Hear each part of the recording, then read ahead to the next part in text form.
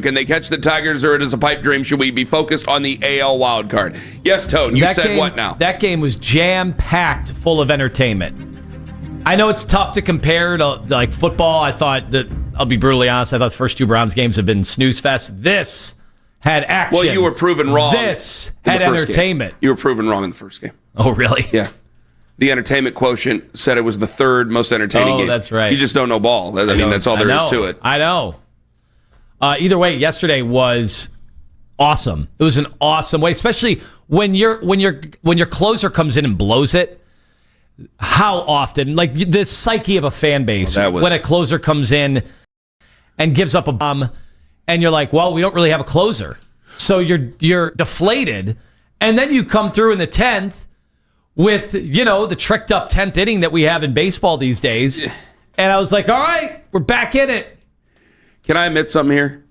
When he blew the save, I go, well, fate is just going to have it for us. This sucks. Did you think the season was over? Yeah, I did. You're not alone. My initial reaction was, I was like, this is ridiculous. I always feel like we're going to get a run. I didn't think we'd get 4 runs. And 1 run doesn't mean anything anymore in extra innings because the other team's just going to get a run too. Yeah. I was upset. I couldn't. I was like, man. I was like, there's some guys, they're made to be closers, and I'm like, this kid ain't it. He just ain't it. I don't know what we're going to do in 2026, but he gave up that, and I go, man, this is just bad. And then they came back in the 10th, and they did what they did in the 10th. But hold on. I was nervous that they were just going to go and win the game, the next batter, because it was somebody who has done some damage against obviously. Our baseball team in the playoffs, too. And I was like, that's it. That's why I thought, holy cow, the season is going to go from we're going to take a whole game from Detroit. We're going to potentially make up space in the wild card. When Cade Smith gave up that home run, I said, well, we're going to lose the next batter. We're going to lose the game. Like, that's how down in the dumps I was. What? I mean, I was like, well, it's not over, obviously, but I figured it was going to go to extra innings, and I just figured, like, at that moment, like, your mind works very, very quickly. So it's like, okay, you got a commercial break to kind of get ready for the 10th inning. You're like, all right, let's put that behind us. But it's like, man, Kerry Carpenter's a killer, and he hits that home run. And I felt bad later on for Cade Smith, but at the time, I'm just like, my God, is it Canada? What is it? I don't know. But it was like, all right, fine. I guess fate is just going to have it out for us, and now I got to deal with sad bastard stuff for the rest of the winter. And ended up working out for us in the top of the 10th. I'm fine, feeling good, feeling right, and I think a lot of people are feeling like, all right, well, maybe we can take a swing at him here in the AL Central. Plus, I mean, the playoff atmosphere and everything like that. I mean, it's I want to give credit to Stephen Vogt. Well, playoff atmosphere there. Yeah. I don't know if we'll have playoff atmosphere here down the stretch. Will we? What are you trying to say? Well, you have Tigers and Rangers, the last 2 teams coming in for the last week of baseball. I think you'll have playoff. You think we will? Yeah. I've been a little nervous because obviously the attendance has plummeted. Well, I try to not toot the horn here, but since July I've been telling you that this schedule sets up for this absolute run that they're on right now, and the schedule sets up for the run that they're on right now. And it ends with the Rangers, who are a team that you're a half game ahead of now, but they're still in it as well. They're playing the Astros as well. I mean, all of this stuff is lining up. I think the people will be out. It's a week of baseball, right? Mm-hmm. I've already looked at, I'm coaching a football team, and I'm looking at how do we manipulate the practices so that I can do both of these things. Do adjustments need to be made to the schedules down the stretch? And they could totally blow this week, and then next week doesn't matter. But it's the schedule setting there for you. It's lined up. 12 games left? Well, he's managing it like it's the playoffs. He's moved people up, which is what you have to do. Owen? Vogt. Stephen Vogt. No. Vogt. Stephen Vogt. Yeah, that's right. Because Owen's not coaching football like it's the playoffs, and not the playoffs just yet. Oh, every game's do or die for us. Yes, but you have to. Stephen Vogt has to do what he does. Can I give Stephen Vogt some real credit before you go off? Yeah, sure. We killed him last week for Tim Herron. All right. Tim Herron comes in yesterday, strikes out the side. You stick with your guy. You stick with your guns. We got to give credit where it's due here. I just can't ignore it. If he goes out, like we were upset with Tim Herron, the whole thing, like we needed, like I think a lot of people were, if you got nicotine on you or you got a vape on you, you were doing what you had to do. As he came out, it's a very high tense moment, tense situation. Strikes out the side. Credit where it's due. Credit where it's due. You got to do what you got to do, and he was able to do it. So, and especially because he comes out there with a guy on, you got to give it credit where it's due for Stephen Vogt. If we're going to hammer him last week, I got to give him credit this week. That's only fair. Good. I'm just trying to be fair to the guy. Vote win. I give it a vote win. I think every win's probably a vote win for crying out loud, but we only like to do the vote losses. So I had it in my head. I texted you guys last night. I didn't want to say, like, well, if they win, because I didn't want to, like, jinx it or anything, because I know how you guys are. So I got to be careful with how I word things in text messages and such. I mean, I know how you guys like to do me up there. So I wanted to... I just wanted to give him credit. So there you go. All right, go off on what you were going to say. I think it's awesome, the fact that this team is 8 games above 500, and I know people like me absolutely buried them on, I think, multiple occasions this year. Well, and we were down in the dumps on the team, and when we had those suspensions, that pretty much seemed like wave the white flag. There's no way, and I have to say, as disappointed as everybody in this city was about payroll and what they didn't do over the offseason, just it's 100%. There's nobody who was okay with it. Some were louder than others. I'll give them that. What they have been able to do to get to this point where they are now officially in the hunt, they're in striking distance. They are, 8 games above 500. This team with that roster and all that they have had to face this year, and I can only imagine what the players and Vogt are thinking about that, considering if any of them, listen to Sports Talk Radio, went on social media, this entire region buried the team, and a lot of it, rightfully so. You got to earn it. You got to earn respect. I now have to say that if this team makes the playoffs, it is absolutely an accomplishment. This is a tight spot. Well, I think obviously it's you're not going to like what I have to say at 6:40. I don't want to give it away. Obviously, if they make the postseason, I think it's an accomplishment. I thought it was. I think there's things you could have taken away from the season if they were not to make the postseason. I don't know if anybody got a twister or anything over the weekend or whatever. My whole sentiment has been like the owner's the owner. I can't do anything about the owner. I think he's responsible, but I'm not rooting for responsibility. So I have to look at what the constraints they have and them trying to do the best with the constraints they have. And I think that there has been a couple of mistakes here and there, but I don't think it's been mismanaged. And I think that there's a clear difference there. There's guys who have come back and they've bit us in the ass. And we've talked about those guys, the guy down in Tampa, a couple other situations. Like, that sucks. But I also think that there's mistakes and then there's just blatant mismanagement. I don't think it's been blatantly mismanaged. I think they've done what they could. And I want to separate ownership from front office, manager, guys on the team. And I think that there's a clear delineation there. And so I don't know what the future holds for him, because I think a lot of people thought that they were going to pay for it at the box office next year.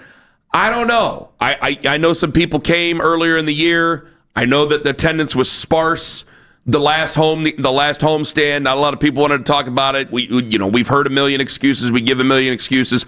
I didn't go to the games. I watched them on TV. So, I'm not going to sit there and call anybody out for it. Well, it's obvious this year why the minute football season started, attendance plummeted. But I didn't know if it was going to, because you had all season to try to build up to something, and people thought season was over. Well, if I go to 4 or 5 games this year, like Owen goes to a bunch, so he has a better sampling. But I'm seeing a lot of. When I go to the games, a lot of them are weekend games, I'm seeing a lot of 20-something-year-olds who are using it as a giant bar. But we got all winter to talk about that.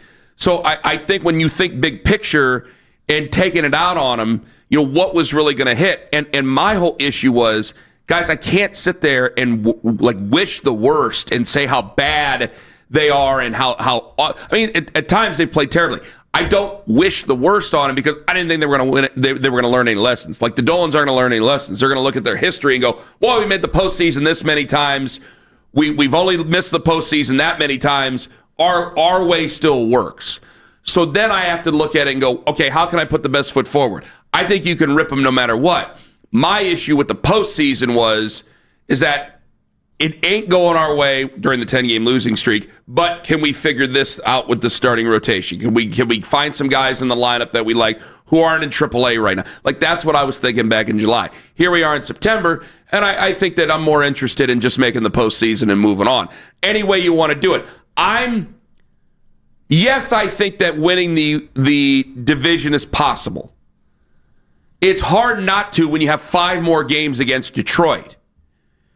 And I think that it's weird because I'm like, well, I want to focus on what's first. What's first is the wild card, but it's like, well, you can do 2 things at once. If you play 5 games against the Detroit Tigers, your destiny is in your own hands. So really, you can do 2 things at once here. If you win the division, that'd be a hell of a comeback. And I tell you what, I know things can change very, very quickly in the postseason, but my God in heaven, I mean, that would be... I'd have to go back and look. Remember the Mets had a collapse with Willie Randolph as their manager years ago? Like, that's collapse. I mean, how high up were they? They were a dozen, weren't they, at one point? It was more than that. So we lost to them, remember, extra innings game over 4th of July weekend on Sunday. Uh-huh. Went down 15.5. It was our 10th straight loss. We went down 15.5 games. Now, were we in second or third? We were still in second? I think we dropped down to 4th maybe at that point. Because it got to a point where I didn't even look. I just looked at the wild card. I didn't bother looking at the I'll be honest with you guys. I didn't bother looking at Central standings for up until maybe a week ago when Owen brought it up to me. That's it. I just looked at the wild card, and I paid attention to the Blue Jays, the Astros, Texas, Boston. Those. I really haven't paid attention to the Yankees up at the top, but those were the ones I was paying attention to. Tampa Bay as well. I didn't see anything, didn't bother to look at the Central Division. That would be a monumental collapse if they were to fall off like that. It's a flip from last year. Last year, the Guardians jumped out big, right? And the Tigers rallied back. Yeah. And the Guardians still won the Central, but the Tigers were the ones that were hot going into the postseason. Yes. It's almost a flip of that. 216-474-0092. You think they can catch the Tigers? I mean, why wouldn't you think they can catch the Tigers? If you got 5 games left. The odds are very much stacked against them. Odds are. But they need to play perfect baseball. They can only lose 1 to the Tigers to even have a chance. Yeah, I'd say the odds are stacked against them. I think now, though, tight spot. The wild card is what I'm looking at. But, man, if they win a few more here, they make things very, very interesting. 2-1. That's why the way Vogt is managing the way he's managing right now. They can't lose more than 1. No. So you have Gavin Williams going tonight, and then tomorrow you have Tanner Bybee going against Tarek Skubal, which, again, I used to be able to say his name right, and then Mitch mentions it on About Last Night, it messes it up, and then I can't say the guy's name right ever again. It's the same thing with Joey Cantillo. I'm being called Ken Dolan now. Twitter Actions brought to you by Scheib & Jewelers, Cleveland's premier jewelry store. They're all in. Also, you can go to YouTube Live. Go ahead. Call us everything. So call me Anthony Haslam for defending the Browns over the Baker thing, which is indefensible right now. What is going on here? What has happened? Twilight Zone. What a sad-ass day for the history of the show. 2-second trivia coming up at 7:45. Also, the first installment of The Unwatchables coming up at around 7:20. 216-474-0092. Is it a great season? Underline great. Is it a great season for the Guardians just to make the postseason? And I go, guys, separate I'm not defending the owner. I'm not defending the owner. I'll chant it. I'm not defending the owner. I'm not defending the owner. I'm not defending Paul Dolan. It's not a defense. It's not even an explanation. Well, it's a little bit of an explanation. It's certainly not an excuse. I'm not defending Paul.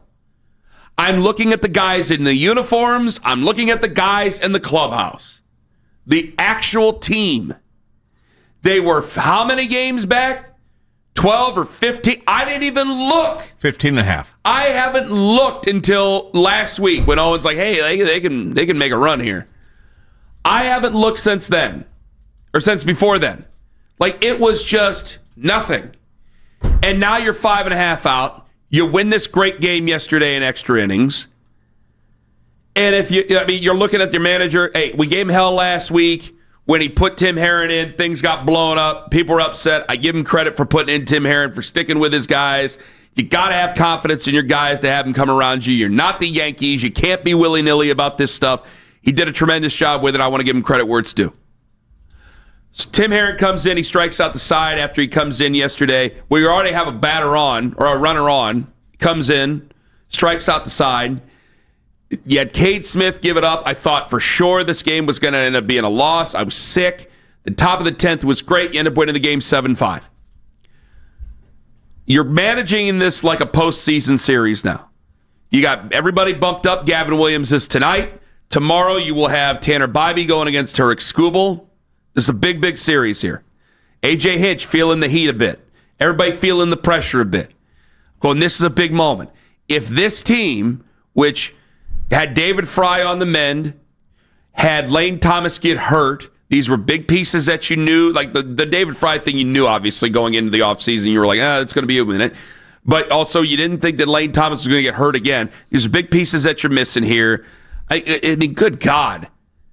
This for this group to make it would be a tremendous accomplishment. And you could turn right around and say, hey, cheap ass, when are you going to start to put something back into this baseball team? I don't give a damn about your TV deal. I don't give a damn about your work stoppage. I don't care about your money. I care about you putting the team out there. You have every right to do that. Every single right in the world. But I got to give credit to the guys who are in the clubhouse. I'm making a clear line in the sand here about who I am giving my support to. Yeah.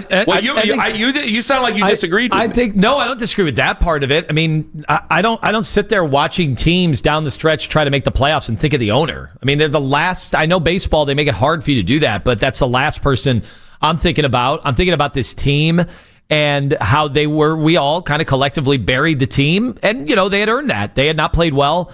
They had not looked like they had signs of life. There was nothing about them that seemed special. Yes. As I look today, what's amazing is they're 8 games above 500. They still have given up more runs than they've scored this year. Yes. That is very rare. That doesn't typically happen in baseball. But yet, this is where a manager deserves credit. This is where that clubhouse deserves credit. They don't have Terry. They don't have Tito anymore as the safety valve, as the blanket, just to fix everything and to make them feel good enough.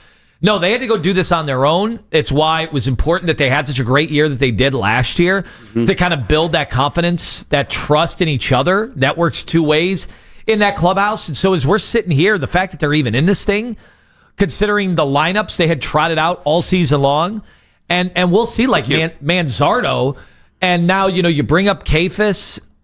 This is a bit of a different team now. A lot of these teams, shift. Their identities can shift over the course of a year. So I do think it is to me, I'll say it is an accomplishment if they're able to make the playoffs. You don't just roll out the baseballs and with their payroll and boom, they're in the playoffs. Like that doesn't happen in this sport. Not with this team. I'm still listen, I will still be agitated with the owner because I get nervous about Jose Ramirez's window. I mean, we're talking about 32 years old here. You don't know how many more years you have where the window is open. I don't think that they've done enough. I think that we've done too much. I think Paul Dolan has played almost a victim too much where you're like, dude, you're still a billionaire. I know that the $4.6 billion that is in the Dolan Family Trust, I know that's not all yours. I've been very, very honest about that up front. I know that that's a misleading number because it's in the whole family and there's like 18,000 different Dolans there that have access to that, and you can't just use it for your baseball team. Okay, fine. All right. Fair. But damn it, man. Like, I still think you can have your cake and eat it, too, if you're a Guardians fan. I don't know how far they're going to go in the postseason. I think a lot of people go, well, if they go to the postseason, maybe they'll just lose in the wild card and that's it. I don't know. If you're hotter than hell going into the postseason, and this is a team that has postseason experience, maybe they will. Hopefully we'll cross that bridge when we get there. But if they don't make it that far, and hell, you know what? Even if they do make it that far, like say they go back to the ALCS and they get beat again in the ALCS, you can go, hey, cheap ass, you haven't done enough for your baseball team. They have now in your face been resilient to you for you pulling back the purse strings on them. And then they've been able to get back to the LCS. So either way, guys, you got a bitch. You got a gripe. So you can have everything you want. You can have a successful baseball team and you can complain about the owner. We got it all. We got it all. Is that not the perfect thing? Unless they go out and win the World Series, then that'd be fantastic too, obviously. But if they just make the postseason, considering where they were, how, God, I basically thought that the season was over compared to where they've been before. I think it would be tremendous. You'd think it would be a great season if they made the postseason. Anthony in Cleveland Heights, you're next up on the Fan. Hello. Hey, guys. Hi. It's a great season because baseball is my favorite sport, so I enjoy it no matter what happens during the season. I follow the Guardians as my favorite team in the city, so that makes it easy because then you're not so dependent on the Guardians win, the Dolans are great. The Guardians lose, the Dolans are bad. The Guardians win, the Dolans are great. It's back and forth, back and forth. If you just focus on enjoying the process, you're not going to drive yourself into neurosis. Now, one thing I want to point out, I'm a little surprised with Anthony Lima.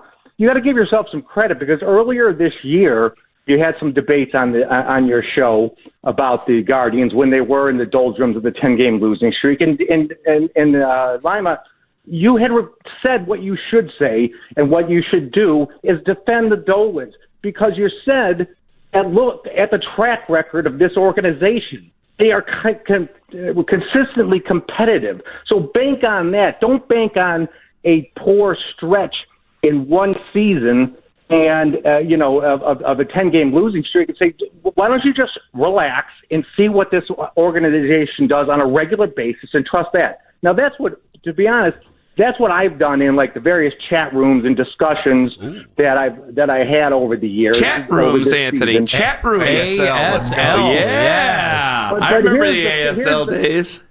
Here's the funny thing. Those people that I was talking to this year that I said, just relax because look at the track record of the organization, they are now coming to me now and saying, you were right, I was wrong. Because they want your playoff tickets. I'm sorry? They want your playoff tickets. They probably want my playoff tickets. And they think I'm smart about baseball. And you know what? To be honest, I just have an average amount of knowledge. But what I tell them is, why don't you just look at the track record of the organization and make your decision based on that, not on a 5-game losing streak or a 9-game losing streak in August. So I'm sorry.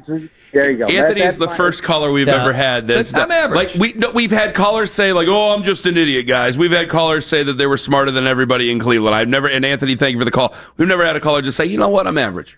Middle of the road. And I respect that. Knowing who you are, Don't you get a knowing bump who for you that? ain't. I think you get a bump for that. Because if you think you're smart, then you lose some points. Everybody thinks they're What's that smart. Fredo bump? Nobody likes being called stupid. And everybody thinks they're smarter than everybody else. But when you say, hey, I'm average, that's a person who has a firm grip on reality no matter what. Yeah, go ahead, Anthony Dolan. You have an awareness Go right on factor. ahead. Okay, I wouldn't say that I defended the Dolans, so to speak. I think it was more No, I was calling you Anthony Dolan. It was you were more- running Matt Dolan's campaign. It was more the organization, and I also The Dolan we're talking. if it was okay. if it was that I was defending, if it sounded like I was defending the owner, I think it was more like I was attacking baseball. I was attacking the state of affairs in baseball, where nobody seems to be happy with the amount of money their owner spends, and that's a bigger problem. But today, we don't have to think about that. Do you realize after July 5th, which was a day I think you guys are going to be remembering because they were so far buried in the division, they had lost their 10th straight game. They are now tied with the Phillies for the second best record in baseball since that moment. Only the Brewers have a better record since that moment. So we all buried them. I'm not going to act like I still believed in them. I didn't. I thought this was going to be a lost year. And I think we came on the air on July 6th and said, guys, it's just a lost year. Credit to them for not believing that. Credit to them for still going out there day in and day out and feeling like they could salvage the season. Because it's because of that mindset and because of that winning attitude that I think is part of the culture in that clubhouse that has been built over time, 10, 20 years, that they are sitting here right now with a shot not only to make the wild card, but to also compete and maybe win the division, which is improbable considering where they were. So we got a lot coming up in the next segment. We got Unwatchables, the first installment there. The teams that Lima already don't want to watch in the NFL. It can't be the Browns. Don't even give me the Browns. We will. So there's 31 teams that are possibly there for the Unwatchables. We got 2-second trivia coming up at 7:45. Your chance to win some free Mr. Hero. Eating free Mr. Hero is always the gift that keeps on giving. I want to get to some people on this. 216-474-0092. Is it a great season just to make the postseason?